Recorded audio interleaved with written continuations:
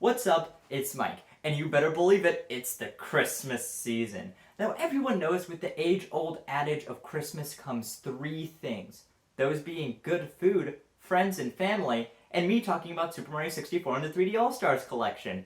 All things synonymous with Christmas, I'm quite sure. Like 99.9% sure.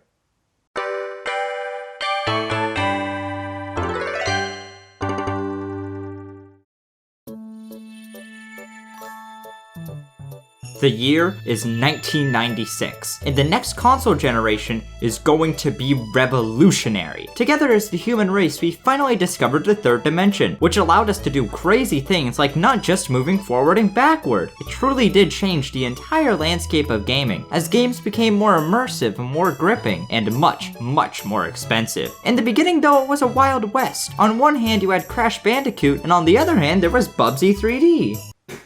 I've seen games in alpha look better than that. But there has been one game that has supposedly stood the test of time.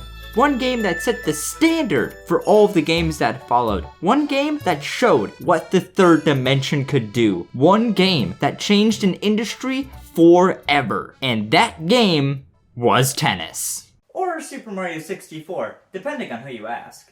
Super Mario 64 was released on the Nintendo 64 in North America on September 29th, 1996. And I have just one question. Where the heck did Mario 4 through 63 go? Other than that unsolvable mystery, the game gained a huge positive critical reception on its release, and Super Mario 64 soon turned into the main reason to buy an N64, until Smash Bros. Came out. It also marked one of the biggest and best transitions from 2D to 3D. While other series like Castlevania tried emulating that success, they were unfortunately not as lucky. Nowadays, most people revere Super Mario 64, calling it one of the greatest games of all time.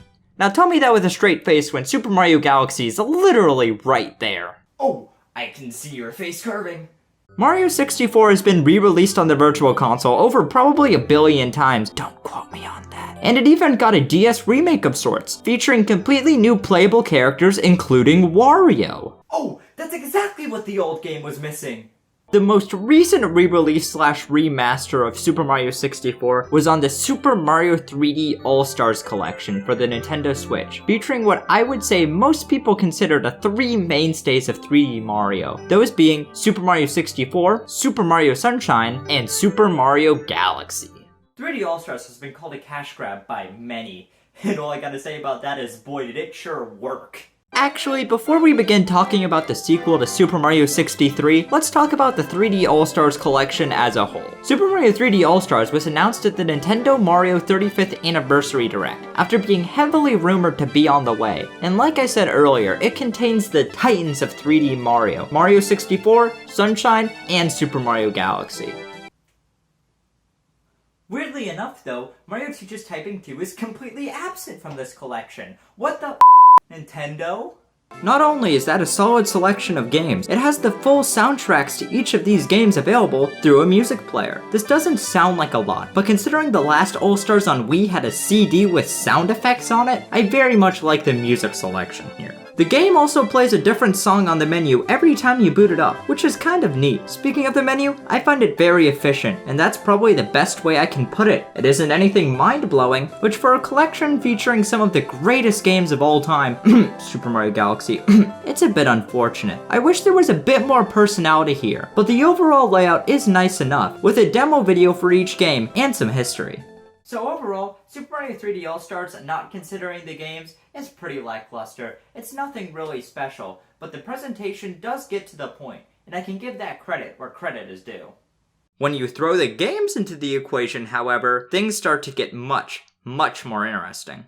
Earlier, I said Super Mario 64 on 3D All-Stars was a re-release / remaster, and let me explain why. From what I can tell, the base game is here and is exactly the same, just underneath some small improvements. The collection does use a later, updated version of the game, which was only released in Japan. There aren't too many differences between this version and the North American version, but the two major differences I could find were the removal of the backwards long jump and the addition of rumble support. I'm honestly kind of disappointed with the rumble support here though. though. I wish Nintendo implemented some kind of HG rumble functionality here, with bonking into walls or when you're flying, but unfortunately the rumble is just reserved for a slight vibration that really doesn't add on to anything. One thing that does drastically add on to Super Mario 64 and the 3D All-Stars collection is the updated UI and textures. The textures less so, but the UI much more so. Everything just looks so much cleaner and high res, from the text in the text boxes to your health bar to the number of stars you have. It just makes it look way more modern as a whole. The improved textures too can be noticeable, but not as much as the clean looking UI. Another thing they updated were the button prompts, which were changed to align with both the Joy-Cons and the Pro Controller. It's something very small and wouldn't really leave an impact on the game either way, but it's a nice little attention to detail. They also updated the prompts in Mario Sunshine and Super Mario Galaxy, so not bad, Nintendo.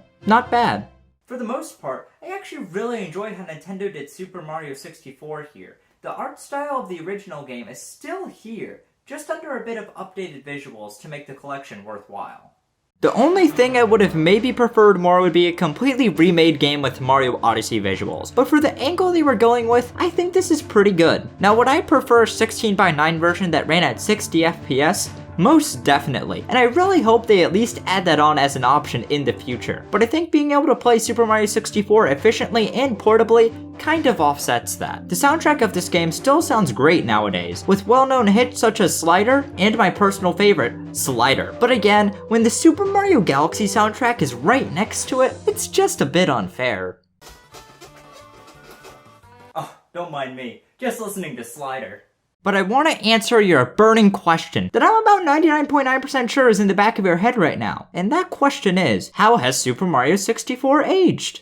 Pretty decently. Pretty okay.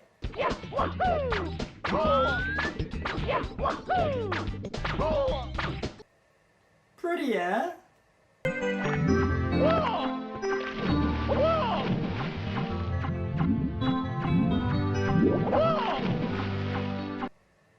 Oh.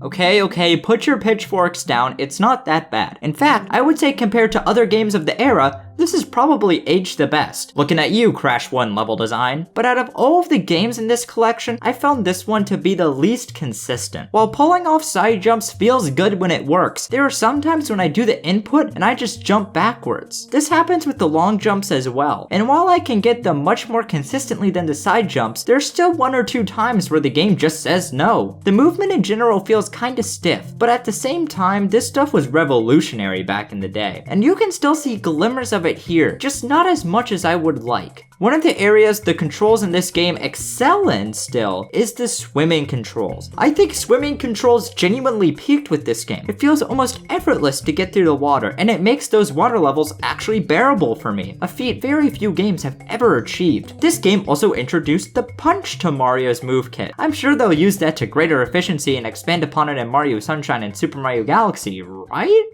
I don't know, does Smash Bros count?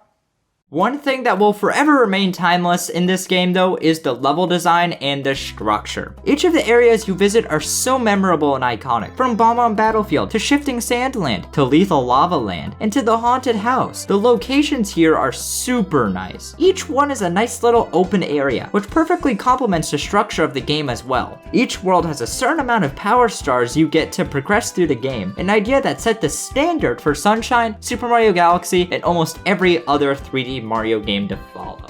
And then there was Super Mario 3D Land. Nobody still knows what you are yet. One thing that is essentially unique to this game until the release of Super Mario Odyssey was the fact you could get the stars in whatever order you want the majority of the time. With this level of freedom, the player gets to choose what objective they want to tackle next, and that leads to a much more personal connection they can form with the game due to the fact that one person could have completed the game in a completely different way than another person did, making the game that much better. So, what are my overall thoughts about Super Mario 64? I'd say it's definitely a better game than Super Mario 47, but nowhere near as good as Mario 12. And that was also the first game in the 3D All-Stars collection. I can't wait to hit up the sun rays and the beaches of Super Mario Sunshine. You know, maybe not the best time to cover this game.